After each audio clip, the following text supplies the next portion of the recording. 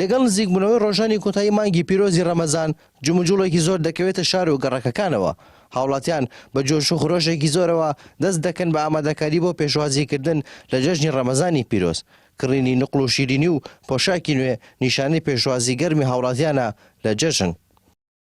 ئەمسا وڵی باشە خراپ نییە بەس زۆر باشە واش نییە بێژم وڵی زۆر باش هەمووی کاتەکەی پەیوەندی بە شەڕ و ئاژاوەکەی شەڕ و ئاژاوە بێت باشە بەس شەڕ و ئاژاوە نەبێت زۆر باشترە شەڕ و ئاژاوە نەبێت خەڵکیە چ تەفسیانە مەعاش بێ بە باشترە کێشەکەی ئەوەیە ئەنا هیچ لە ساڵم پاش تقریبا وەکو یەک وایە تۆزە هینی پێوە دیارە ڕاستی تۆزە قەرباڵترە بەستر ئەو بۆنێ ئەم شەڕ و ئاژاو اینەوە تۆزێ دەورە بینە. ئەم ساڵ وەکو پار ساڵ هەر خەڵک زۆر هات بۆ خاتکردن بە تایبەتی دوو مناسبە بەیەکۆیە کە جەژنی ڕەمەزان و نەورۆزە.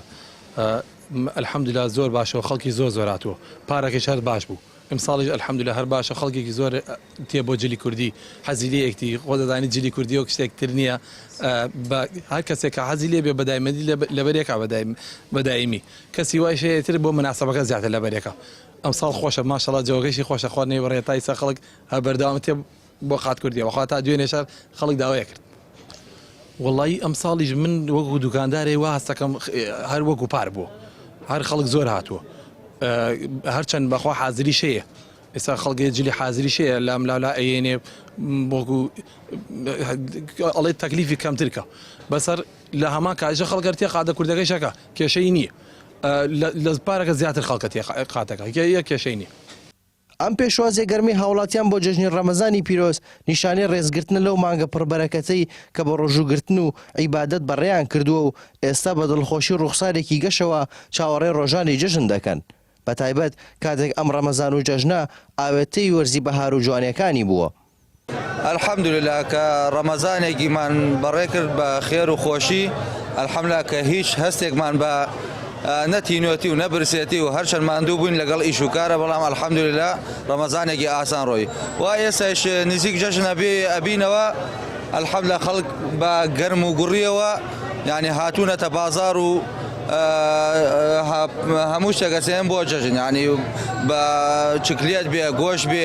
خەڵکی ڕووی کردووەتە بازار و ئەیسێنن بەهار بەڵایی جەوێکی زۆر من خۆم هەر لە منداڵیەوە هیوایەتم جەژنە هەر زۆر حەزم لە جەژنە ئێستاش نەورۆسێکڵی بووە تەواو جەوەگەی زۆر تایبەتە یان بۆ هەموو شتێ زۆر خۆشە جەوەگەی.